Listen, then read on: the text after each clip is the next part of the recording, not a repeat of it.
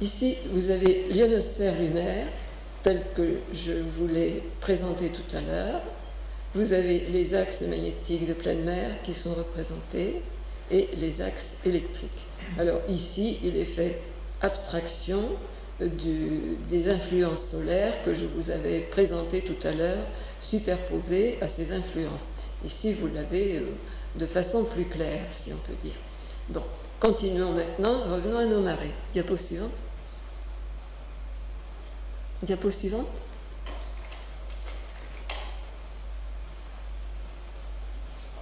Non. Ah non, on n'est pas à la couche D, hein. Là, on a un petit problème.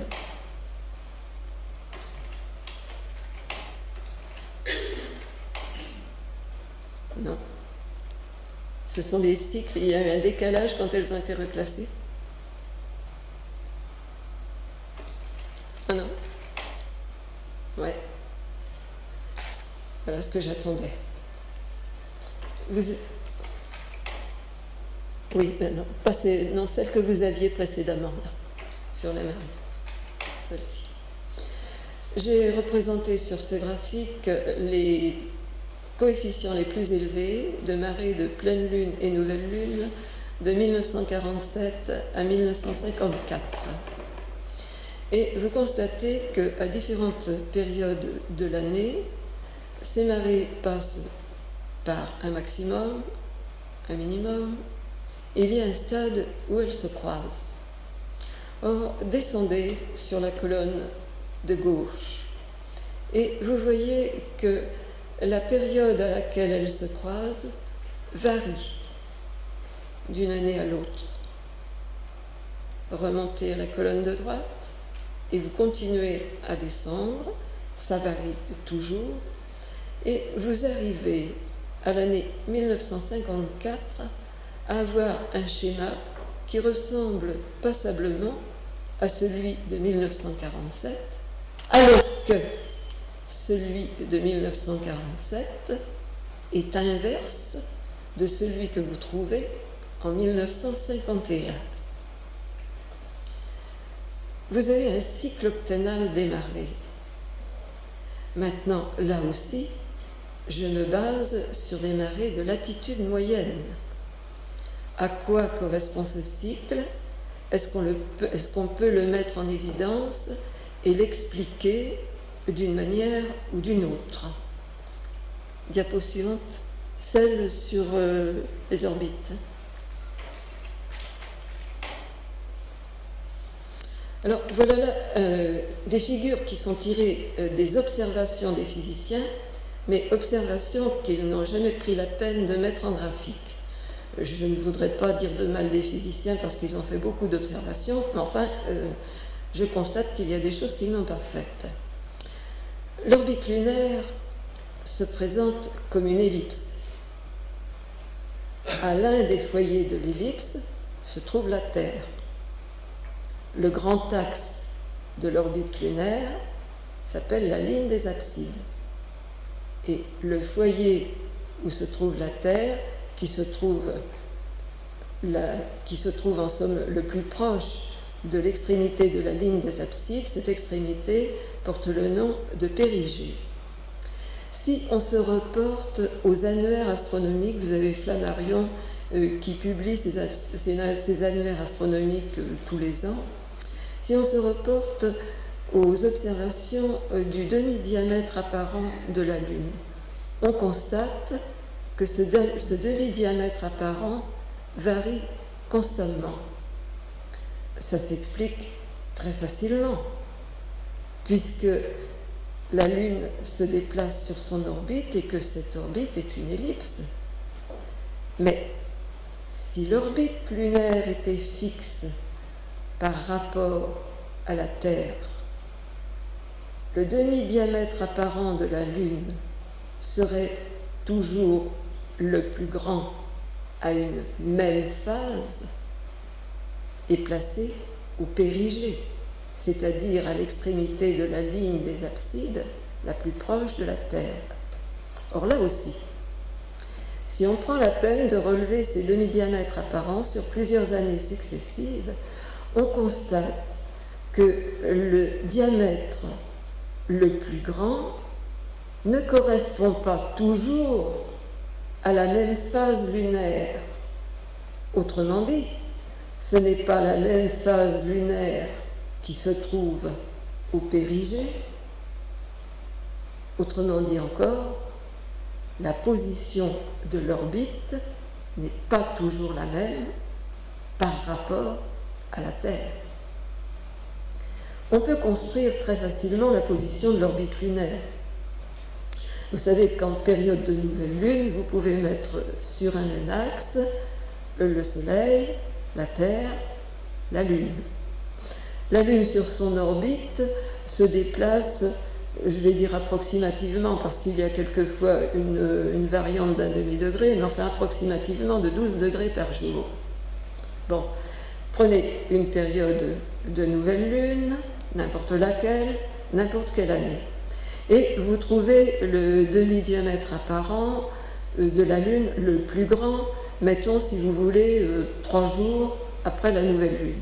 Bon, eh bien c'est à ce moment-là que la Lune a parcouru 36 degrés. Autrement dit que l'apogée se trouve à 36 degrés de l'axe Terre-Lune, Soleil, Terre, Lune, et vous construisez une orbite. Vous pouvez continuer ce petit jeu le temps que vous voulez, et vous arrivez à des figures de ce genre. Et j'ai représenté, alors les petites choses là, c'est donc les orbites lunaires, le plus grand, c'est l'orbite terrestre, et les zones que vous voyez qui traversent marquent les zones d'inversion des marées. Et on peut constater à ce moment-là que ces zones d'inversion des marées présentent un parallélisme avec l'orientation des axes de l'orbite lunaire. Autrement dit, vous avez là un cycle octénal mis en évidence d'après les observations des physiciens et qui vient recouper d'une façon très exacte le cycle que je vous avais présenté tout à l'heure et qui était tiré tout simplement des coefficients. Alors, vous voyez que les forces qui s'exercent à la surface de la Terre, il est très difficile de considérer des chiffres comme absolus. Vous avez un cycle solaire qui varie suivant les heures, qui se superpose à un cycle lunaire dont les horaires se déplacent aussi chaque jour. Vous avez un cycle solaire à plus longue période, 22 années formées de 2 cycles indécennaux. Vous avez ici un cycle lunaire de 8 ans, lui aussi bipolaire, une partie positive, une partie négative. Vous pouvez avoir un cycle solaire positif superposé à un lunaire positif ou à un lunaire négatif. Aucune variation ne peut être considérée comme absolue. Elle peut donner en bioélectronique un ordre de grandeur, mais la considérer comme quelque chose d'absolu, en faire une loi, la loi risque fort d'être erronée parce qu'elle ne pourra pas s'intégrer à toute cette série de cycles que nous venons d'envisager. Parce que là aussi, ce n'est pas terminé. J'ai parlé des variations quotidiennes solaires. Je viens de parler des variations périodiques lunaires, mais il y en a aussi d'autres. Il y a les saisons. Or, là aussi, l'orbite terrestre a ses propres polarités et le problème des saisons est plus complexe qu'on pourrait le penser. C'est encore ce qu'on va voir. Allez-y pour les saisons maintenant.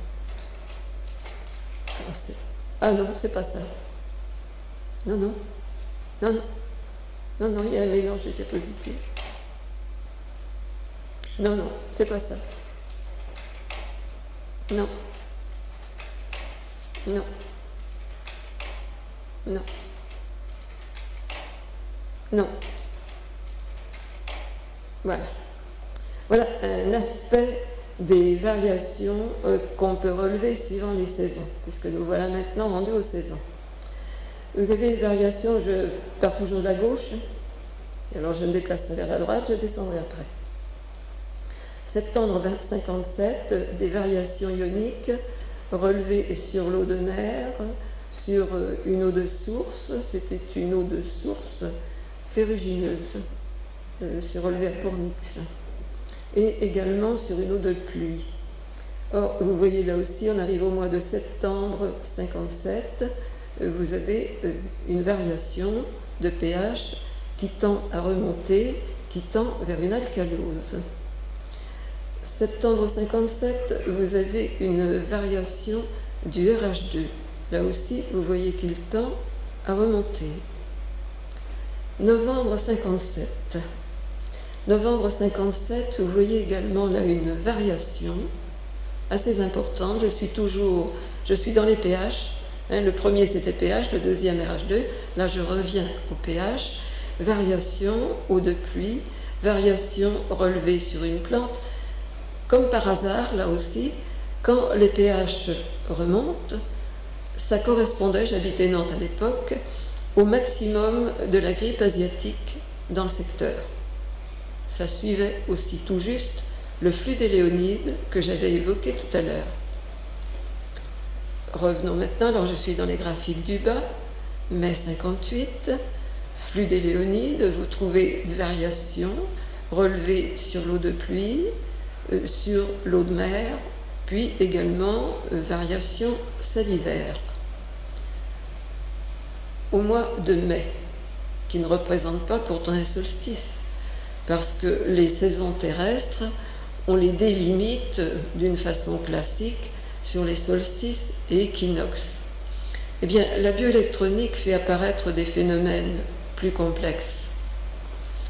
Je vous ai fait apparaître tout à l'heure au mois de novembre là, un flux des Léonides correspondant à un maximum de grippe asiatique.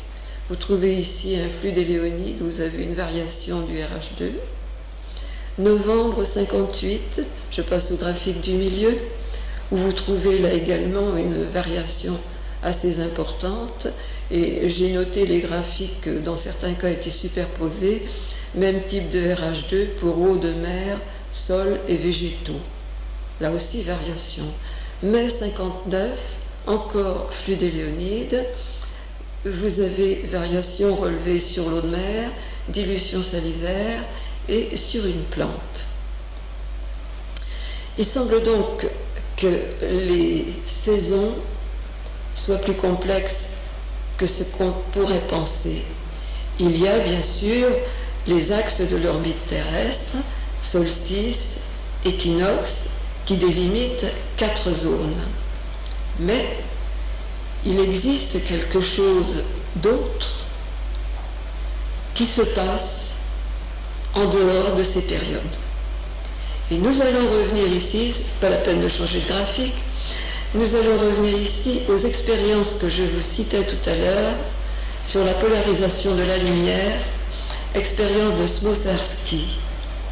Je vous avais dit que Smoszerski avait relevé des variations de polarisation de la lumière, qu'il les avait relevées quotidiennement. Mais il ne faut pas oublier qu'il a fait ce travail pendant 12 ans. Donc ce ne sont pas seulement des variations quotidiennes.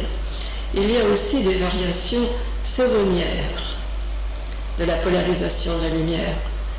La polarisation de la lumière passe par un maximum en décembre, donc au solstice d'hiver, et passe par un minimum en juin, donc au solstice d'été. Vous délimitez déjà sur l'orbite terrestre 2 zones, l'une de magnétisme positif qui va aller croissant jusqu'au solstice d'hiver, diminuer ensuite jusqu'à l'équinoxe, inversion, magnétisme négatif croissant qui va aller jusqu'au solstice d'été, puis décroître jusqu'à l'équinoxe d'automne pour s'inverser. ce sont des expériences de Smosarski, ce n'est pas moi. En dehors de ces périodes, il y a aussi des périodes d'anomalie. D'anomalies que l'on relève notamment au mois de mai et au mois de novembre. La polarisation de la lumière au crépuscule, alors que le soleil est encore au-dessus de l'horizon, passe par un brusque maximum en novembre, un brusque minimum en mai. Est-ce que ça peut s'expliquer? Est-ce que là aussi ça peut avoir une influence? Il y a en tout cas une influence qui est bien connue. La migration des espèces marines se fait au mois de mai et au mois de novembre. Au mois de mai, sur nos côtes en Loire-Atlantique, ce sont les seiches qui viennent sécher en quantité, plus ou moins suivant les années, mais ce sont des périodes qui sont marquées. Et manifestement, ces anomalies correspondent aussi à quelque chose. Si vous passez diapo suivante, on va essayer de trouver la bonne. Oui, c'est la bonne. Vous avez ici reporté sur des cercles également les problèmes que je vous ai énumérés. Vous avez en tiret et pointillé les axes solstice équinoxe, légèrement inclinés, la équinoxe de printemps qui se trouve sur votre droite, équinoxe d'automne sur votre gauche, le solstice d'été qui se trouve tout en haut, le solstice d'hiver tout en bas. Et je prends le cercle intérieur. Je ne parle pas du cercle extérieur pour l'instant. Vous avez une polarisation positive de la lumière, maximum au solstice d'hiver, puis qui vient s'inverser à l'équinoxe de printemps, polarisation négative qui passe par un maximum au solstice d'été, qui décroît, vient s'inverser à l'équinoxe d'automne. Ça nous met en évidence une première influence. Vous avez un deuxième cercle. Et sur ce deuxième cercle, j'ai porté les dates des flux des Léonides et des Perséides. Je vous ai dit tout à l'heure qu'on avait relevé astronomiquement des flux d'étoiles et que ces flux d'étoiles que la Terre traversait sur son orbite se faisaient sentir à la période opposée. Je viens de vous parler des expériences de Smosarski qui notent des anomalies à certaines périodes bien déterminées de l'année, notamment au mois de mai et novembre. Et bien sur le deuxième cercle, nous portons les flux des Léonides et des Perséides et nous nous apercevons, coïncidence encore, que nous avons affaire à deux axes qui sont sensiblement perpendiculaires. Autrement dit, que sont ces axes? Le Soleil lui-même n'est pas un élément isolé dans l'espace. Il est relié à la galaxie. Il est relié par un système électromagnétique, comme la Terre est reliée au Soleil, comme la Lune est reliée à la Terre. Et ce système électromagnétique comporte des axes. Un axe magnétique qui a une partie négative et une partie positive. Un axe électrique qui a lui aussi une partie électrique positive et une partie électrique négative. Ces axes sont précisément ce que les astronomes appellent flux des Léonides et flux des Perséides. Une vue de l'esprit, certainement pas.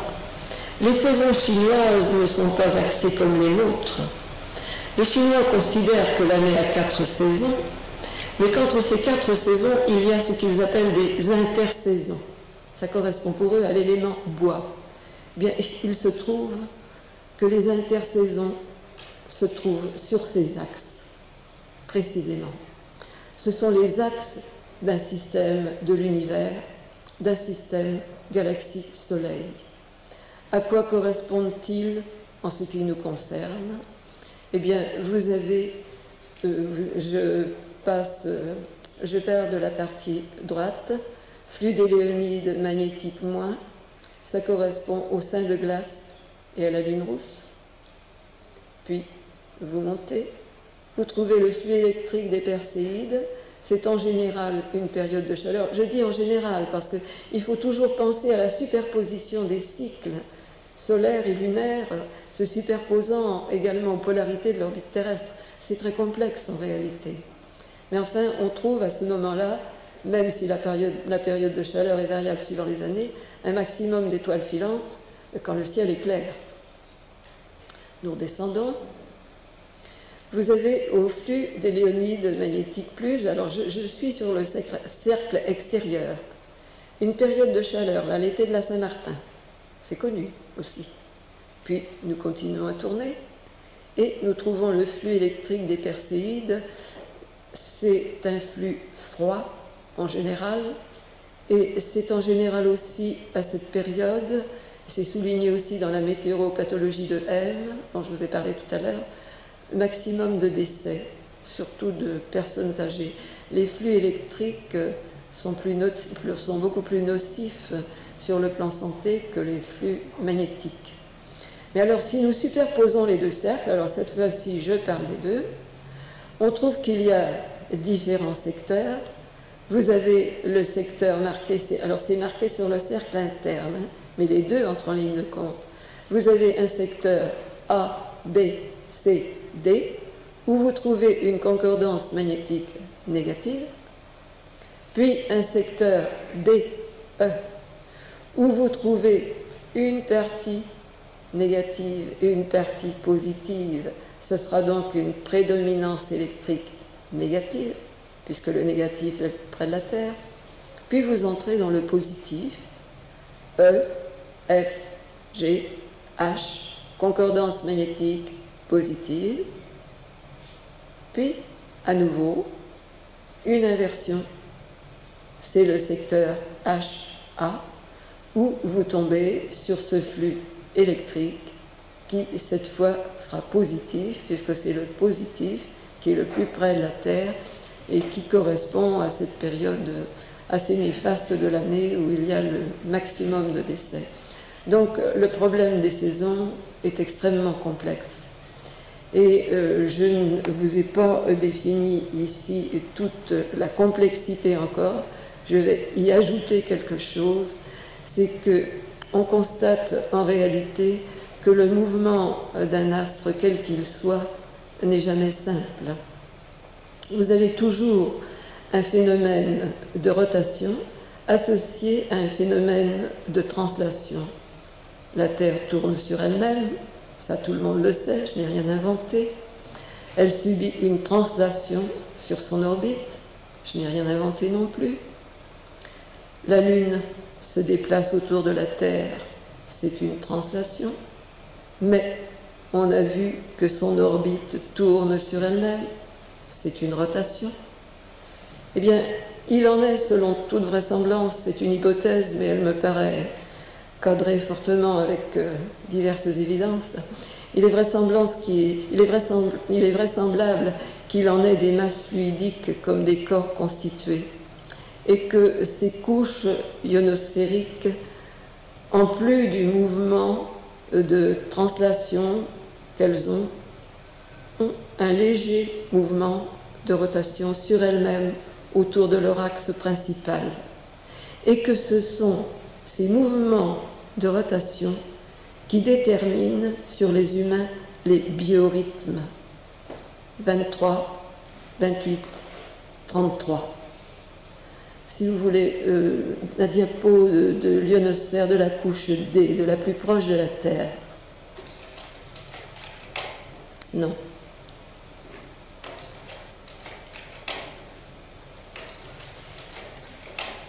Je dois dire que tout à l'heure, on a eu un petit accident avec le projecteur et que les diapositives sont tombées. On a essayé de les reclasser, mais j'ai l'impression qu'il y a quelques erreurs.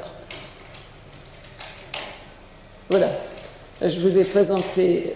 Ah non, non, non, c'est celle que vous aviez là. Hein, c'est celle-là, je veux, oui. Vous avez ici la Terre avec son élément bipolaire. Or, il est connu que... Alors, elle a un pôle positif, un pôle négatif. Négatif nord, positif sud. Vous avez le pôle magnétique, c'est connu, ça aussi des physiciens. Le pôle magnétique se déplace autour du pôle géographique de la Terre. Il se déplace de 17 mètres par an. Autrement dit, là aussi, cette couche tourne sur elle-même, elle se déplace. Et il est fort probable, là aussi je mets une probabilité, mais il est fort probable que l'orbite lunaire n'est autre que le champ électrique induit de la couche D de l'ionosphère la plus proche de la Terre, celle pour laquelle on n'a pas relevé de variations qui soient particulières. Parce que, évidemment, dans les variations salivaires que nous avons vues tout à l'heure et à partir desquelles nous avons défini l'ionosphère solaire, il y a une variation très brusque qu'on trouve après le minimum. C'est vraisemblablement une réaction de rééquilibre de l'organisme, une loi d'action et de réaction. Et ce n'est pas particulier à l'élément salive. Il y a une variation rapide du sol également qui se trouve à 6h30, je parle toujours des heures solaires, qu'on peut relever très facilement et qui suit le maximum d'intensité des courants telluriques. Tout ça se recoupe. Vous avez également, marquant la bipolarité de la Terre, l'éclat différent des éclairs magnétiques des aurores. Les aurores sont beaucoup plus brillantes au pôle nord qu'au pôle sud. Vous avez une illustration tout à fait dans le bas. Ce ne sont pas des aurores qui sont représentées, ce sont des décharges dans les bobines de Ruhmkorff, positives là sur le côté gauche et négatives sur le côté droit. Autre chose encore, marquant la bipolarité, et pouvant se rattacher indirectement au phénomène des marées, le sens des courants marins et le sens des cyclones n'est pas le même dans les deux hémisphères. Ils tournent en sens inverse. Vous retrouvez toujours ces phénomènes, cette empreinte tourbillonnaire qu'on va retrouver sur toute chose dans les milieux vivants, bipolarité, empreinte tourbillonnaire, toujours, toujours, toujours. Et là, c'est la partie la plus compliquée que j'ai terminée. Maintenant, on va faire une petite excursion, justement, dans ce monde bipolaire et ce monde tourbillonnaire. Et vous allez voir qu'il s'applique à toute chose. Alors là, cette fois-ci, ce que je voudrais comme diapo, hein, c'est l'œuf et la mitose. Je m'excuse de ce petit accident, mais vraiment, non, c'est pas ça. Non. Non.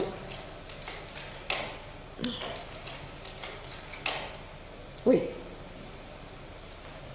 Vous avez ici des mesures dans le haut, c'est la mitose cellulaire. Ça, c'est extrait du livre de Charles Laville, Mécanisme biologique de l'atome à l'être vivant. C'est la division cellulaire et qui est mise en évidence. Vous avez deux pôles, puis vous avez les chromosomes qui viennent s'installer dans une zone médiane avant de se séparer. Un aspect bipolaire. Autre aspect bipolaire, très facile à mettre en évidence, c'est l'œuf. L'œuf a deux pôles. Le jaune est un pôle positif, acide, donc je parle du pH, et réduit, donc je parle du RH2, par rapport au blanc qui est un pôle négatif, alcalin, je parle du pH, oxydé, je parle du RH2. L'œuf fonctionne comme une pile qui est génératrice de courant et de champ, et sur les lignes de force sélectives desquelles viennent se matérialiser les formes de la vie. Parce que ce sont ces formes de la vie que nous allons retrouver maintenant sous différents aspects et qui vont illustrer, si vous voulez, ce que je viens de vous dire, et avec beaucoup moins d'explications compliquées, parce que là, ce ne seront que des constatations. Alors, après l'œuf, qu'est-ce qu'on a ? On a les aspects spiralés de la vie végétale. Bon, oui, alors là aussi, l'ordre des diapositives n'est pas respecté, c'est un petit peu ennuyeux. Mais enfin, vous avez le chiffrage du jaune et du blanc, et vous avez, je vous ai dit tout à l'heure qu'aucune valeur bioélectronique ne devait être considérée comme absolue. L'étude des œufs, je dois dire, a duré 1 an. Elle a été faite chaque semaine sur 2 productions. L'une était une production biologique, l'autre industrielle. Enfin, ça n'entre pas dans le cadre de ce que nous avons à dire ce soir. Ici, c'est l'évolution saisonnière qui est marquée. Or, vous avez, comme vous voyez, ce sont les pH. J'ai pris ici les mesures qui sont les plus parlantes, bien sûr. Si ça avait été le RH2, j'aurais mis un RH2. C'est le pH qui parle le plus. Vous avez un minimum qui se situe, vous voyez, avril-mai, et un maximum qui se situe en novembre. Là aussi, c'est une coïncidence. Je vous ai parlé tout à l'heure des mois de mai et de novembre. Vous voyez que les saisons ne sont pas absolues comme on le considère nous-mêmes. Elles sont tributaires d'éléments différents et elles peuvent se présenter très différemment suivant les années en cause et suivant la superposition des cycles, même s'il y a des axes qui ont une certaine fixité par rapport au mouvement de la Terre sur son orbite. Bon. Alors les aspects spiralés de la vie végétale, je voudrais. Oui. Alors là, c'est encore un aspect très curieux que la bioélectronique vient mettre en évidence. Si vous prenez des végétaux quelconques, ceux-là sont pris au printemps. Taxus baccata, ne vous effrayez pas des noms latins. Vous savez que la botanique est l'art d'insulter les plantes en latin. C'est quelqu'un d'autre qui l'a dit, je ne sais plus qui c'est. Eh bien, si vous vous amusez à relever avec une boussole l'orientation des verticiles. Le premier, donc, c'est l'if, Taxus baccata. Deuxième, Gallium apariné, c'est le gaillet vulgaire qu'on trouve un petit peu partout au printemps.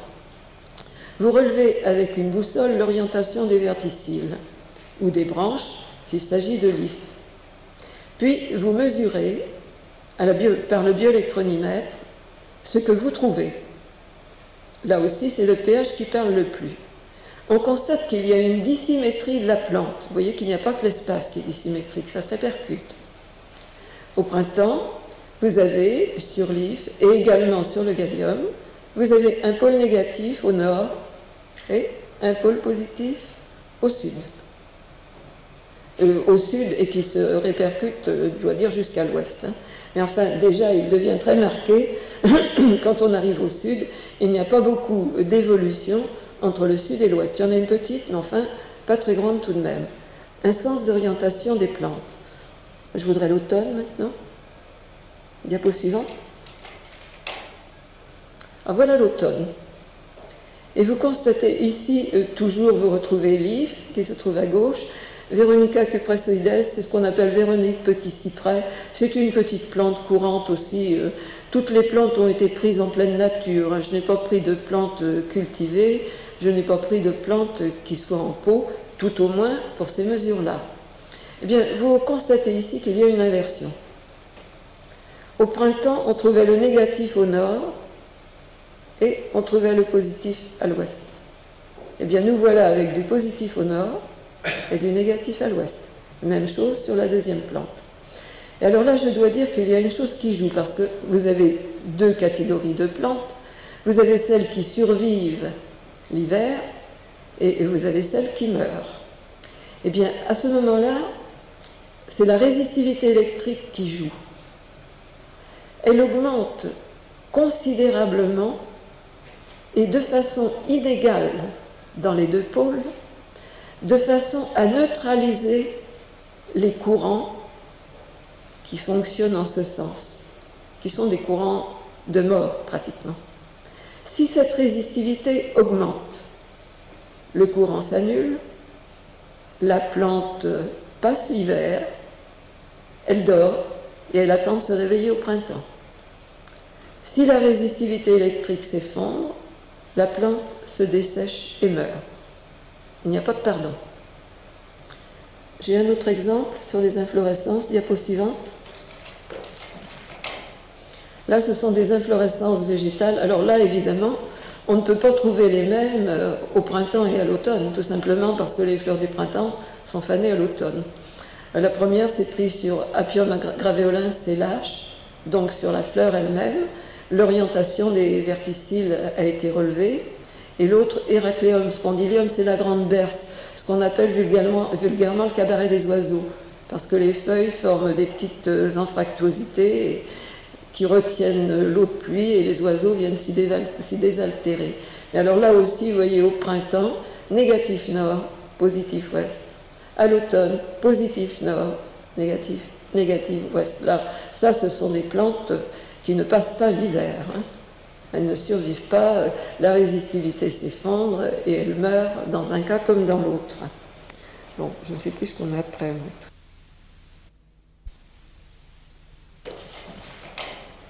Là, ce sont des inflorescences végétales. Alors là, évidemment, on ne peut pas trouver les mêmes au printemps et à l'automne, tout simplement parce que les fleurs du printemps sont fanées à l'automne. La première, c'est pris sur Apium graveolens, c'est lâche, donc sur la fleur elle-même. L'orientation des verticilles a été relevée.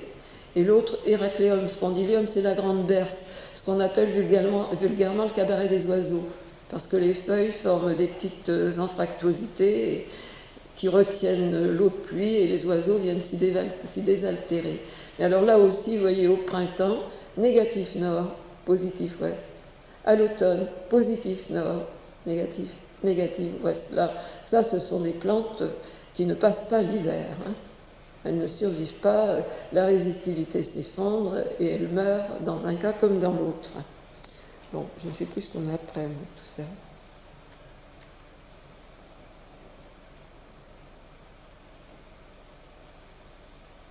Polarité et morphologie, ce sont les cactus. Diapo suivante. Ah ben ma foi, ça tombe bien là. Cette étude est une étude faite sur les cactus au Jardin des plantes de Nantes. C'est une étude qui a duré 1 an et qui consistait à à comparer la croissance de 4 cactus placés dans des conditions différentes. Ce n'est pas ce qui est relevé ici, c'est si vous voulez, les différences qui existent dans les formes vivantes suivant les polarités qui entrent en jeu. Là aussi, c'est le pH qui croît. Vous voyez que dans l'Echinopsis, vous avez une polarité positive au pied même de la plante, alors que son environnement est négatif par rapport au centre. La plante s'étire en longueur. Dans le second cactus, vous avez l'inverse. Au pied même de la plante, c'est du négatif. Vers l'extérieur, vous trouvez du positif par rapport à ce qu'on a trouvé au pied de la plante. Et la plante croît en épaisseur. La phrase qui est en dessous, le végétal croît suivant l'orientation et le sens du flux énergétique, et cette phrase se termine par une expression qui est de Charles Laville. La forme est une expression matérialisée de l'énergie. Diapo suivante. Vous avez là des illustrations, c'est également tiré de Charles Laville. Les expériences de Chladni consistent à mettre une poudre très fine sur des plaques que l'on fait vibrer. Et les poudres s'organisent suivant certains champs. Ce sont des lignes sélectives où vous retrouvez des formes ondulées, voyez, ou même formes de fleurs dans certains cas. Les expériences de Gebhardt, toujours citées d'après Charles Laville, mettent en jeu des phénomènes d'électrolyse. Et dans les phénomènes d'électrolyse, il apparaît là aussi des lignes sélectives de champs de force. Or, vous voyez, vous trouvez des fleurs, des insectes, des arachnides, des formes vivantes qui naissent d'une énergie et qui s'organisent suivant cette énergie. Et les formes naissent précisément, vous retrouvez les circuits tourbillonnaires, ce sont des lignes sélectives. Diapo suivante. Toujours tiré de Charles Laville, vous trouvez là-haut des cristallisations diverses, c'est le premier cas, des forme électrolytique ensuite, puis ensuite également vous avez sur la partie droite l'empreinte digitale de l'homme, conque de l'oreille hymen, le système nerveux d'anodonte, c'est une variété de moules. Puis vous trouvez autrement des calques sélectifs de champs de force, début de scissiparité de noctiluc au milieu. Vous retrouvez ces formes vivantes naissant d'une énergie, une organisation de la morphologie. La forme est une expression matérialisée de l'énergie. Ça vient de... Bon, ça va. Bon, la suite. Ici, vous avez également un autre aspect tourbillonnaire, c'est un cristal de calcite. Ça vient d'une carrière désaffectée qui se trouve en Vendée. Je crois d'ailleurs qu'elle est comblée maintenant. La calcite, c'est tout simplement un carbonate de calcium cristallisé. Et les échantillons, il y a de très beaux échantillons qui se trouvent au musée du Pays de Ré. Et cet échantillon, qui bien sûr sur la projection est grossi, avait été offert il y a un certain nombre d'années. Diapo suivante. Je ne sais pas si vous pourriez déterminer ce qui est là. C'est assez curieux. C'est tout simplement un exudat de gomme de cerisier que j'ai récolté sur un tronc d'arbre. Vous remarquez là aussi les formes tourbillonnaires. Une énergie a préludé à cette exudation et lui a donné une certaine forme. C'est très joli. Le photographe était très impressionné par ce que je lui avais donné. Il avait cru que c'était un bloc d'ambre. Ce n'est pas de l'ambre, c'est de la gomme de cerisier. C'est dommage, mais c'est comme ça. Suivant. Une merveille de la nature. C'est une vertèbre de dauphin que j'ai trouvée après une tempête. Alors là aussi, vous voyez, si vous avez une énergie spiralée, si vous faites une coupe transversale, vous aurez une structure radiée. Tout à l'heure, on trouvait les formes de spirale dans la gomme de cerisier. Ici, c'est la coupe radiée, carrément, de la vertèbre. C'est une petite merveille de la nature, c'est presque une rosace de cathédrale. Le cal de la vertèbre, la diapo suivante. Alors c'est le cal de la même vertèbre, vous voyez que c'est extrêmement joli et que la nature fait de très belles choses sans qu'on ait besoin de lui expliquer comment il fallait faire. Diapo suivante. Autre vertèbre, c'est vertèbre de veau de mer, c'est une variété de phoque. Les parties que vous voyez plus brunes, que je n'ai pas enlevées, sont des parties qui étaient cartilagineuses. Mais enfin, vous retrouvez là aussi une rosace dans son genre, moins découpée, moins jolie peut-être que la vertèbre de dauphin, mais après tout, l'animal n'est pas le même, il a ses caractères propres. Là aussi, la nature a placé son empreinte. Diapo suivante. Ce sont des coraux. Les quelques diapos, il y en a 5 ou 6 qui vont suivre, sont extraites du livre Carnaval sous la mer. C'est écrit par le docteur Catala, qui a fondé l'aquarium marin de Nouméa. Je ne sais pas ce qu'il en est advenu de cet aquarium, bien sûr. Il y a quelques années, il existait encore, et le docteur Catala le tenait toujours. Mais il y a là, son livre s'appelle Carnaval sous la mer, et c'est pleinement justifié, parce que beaucoup de vues sont prises en lumière fluorescente, et c'est absolument merveilleux. Je ne peux pas le qualifier autrement. Diapo suivante. Un autre aspect, alors là aussi, vous voyez ces formes quelque peu tourmentées, et puis les coraux qui s'étalent en rosace, pratiquement. Diapo suivante. Un autre aspect du corail où vous retrouvez toutes ces lames qui s'en vont. Là aussi, une structure. Diapo suivante. Là, les formes sont très belles, et ça, c'est une vue prise en lumière fluorescente. Autrement, elle n'aurait pas exactement cette teinte. Mais c'est extrêmement joli. Vous voyez que la nature, que ce soit sur la terre ou sous la mer, fait des choses qui sont extrêmement belles. Malheureusement, on en détruit beaucoup. Diapo suivante. C'est une variété de méduses, considérablement grandie bien sûr, et vue là aussi en lumière fluorescente. Toujours extrait du livre du docteur Catala. Diapo suivante. Autre variété, toujours extrait du même livre. Diapo suivante. Alors là, nous changeons. Vous avez un magnifique tourbillon. C'est un maelstrom de Norvège.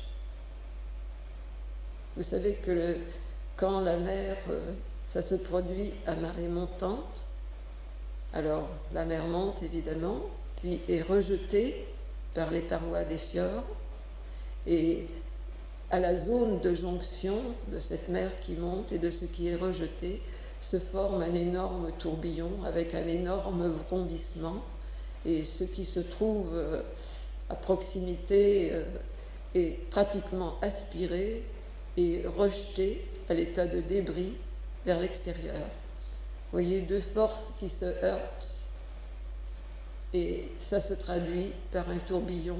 Le tourbillon est une forme d'énergie. On l'a retrouvé dans des empreintes, on le retrouve ici, on va le retrouver encore. Diapo suivante.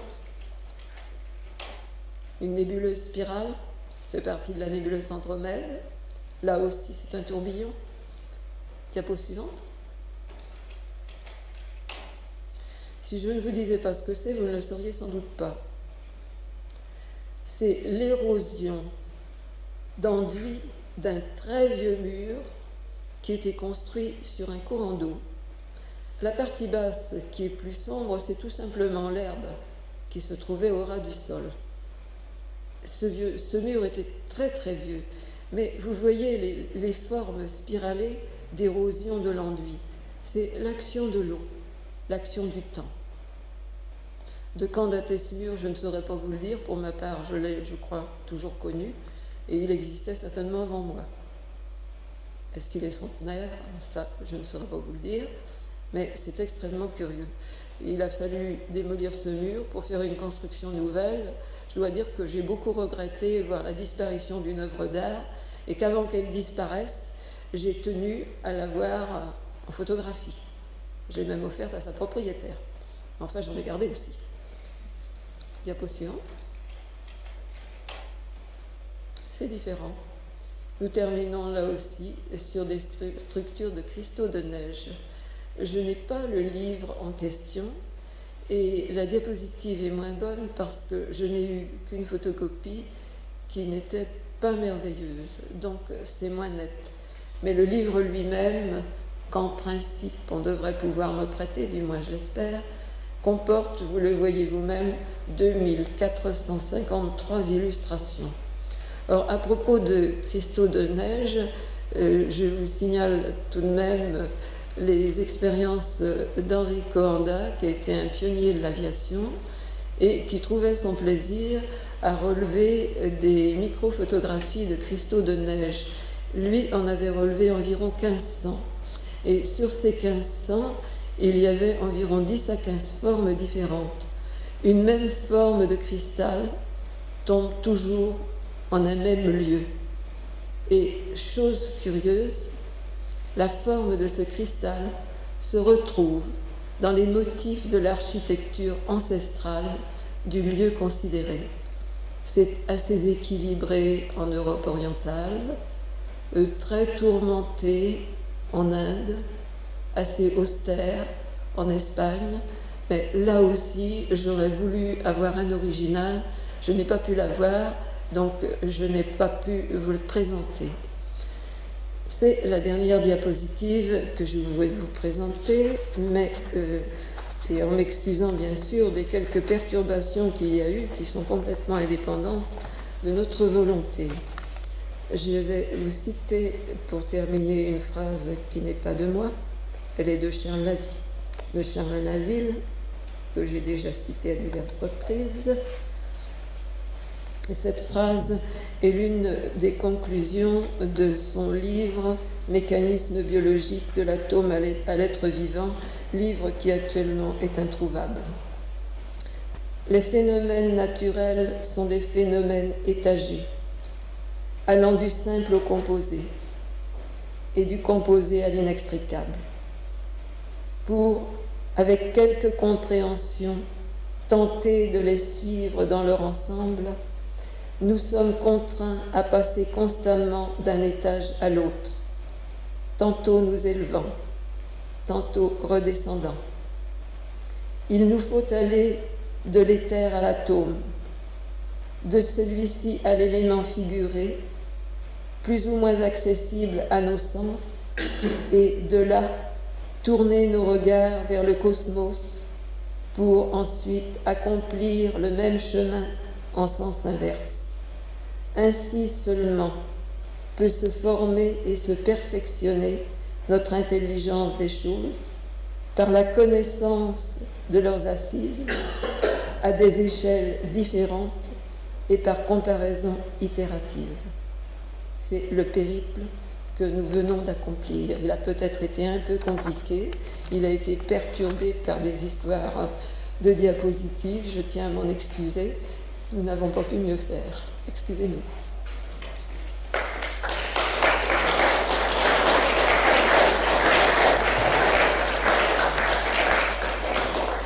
Je vous signale pour terminer, ce livre, c'est pas moi qui l'ai écrit, rassurez-vous. C'est de Frédéric Wester, L'eau, c'est la vie. Et c'est Michel Chazot qui m'a demandé de vous le présenter. C'est un livre sur l'environnement, la cybernétique et les 5 cycles de l'eau. La présentation est remarquable. Les textes sont simples et sont clairs. Ça devrait figurer, à mon avis, dans toutes les écoles, mais ça n'intéresse pas seulement les enfants, ça peut intéresser aussi les grandes personnes. Alors, je ne suis pas chargée de faire de la publicité, mais enfin, je vous le signale tout de même, ça vaut la peine.